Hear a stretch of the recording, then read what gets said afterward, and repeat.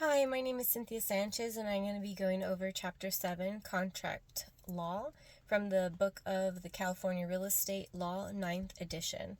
So a contract is an agreement between two or more parties to do or not do a certain thing which the court will enforce. An example would be a spoken promise, a bus pass, or a movie ticket. And the rules are designed to protect the parties against misunderstandings and false claims. The first thing I learned is that there are four fundamental ways of classifying all contracts. You have first the express or implied, second unilateral or bilateral, third executory or executed, and the fourth is valid, voidable, or unenforceable. An express contract is an agreement that has been made in words, whether spoken or written. Implied contract, on the other hand, hasn't been put into words. The agreement is implied from the actions of the parties.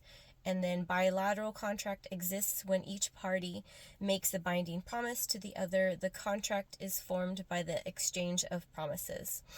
The unilateral contract exists when one party promises something if the other party performs a certain action, but the other party does not promise to perform it.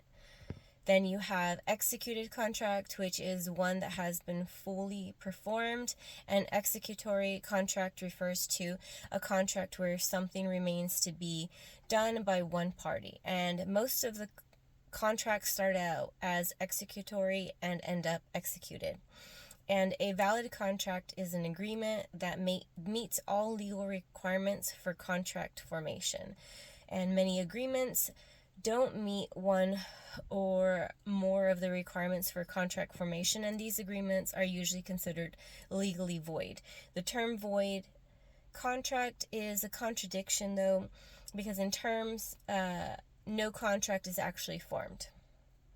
And a valid contract may be declared voidable if one of the parties has the right to either rescind or affirm the contract. And a contract that may be valid in all respects except that it cannot be enforced in a court of law is an unenforceable contract.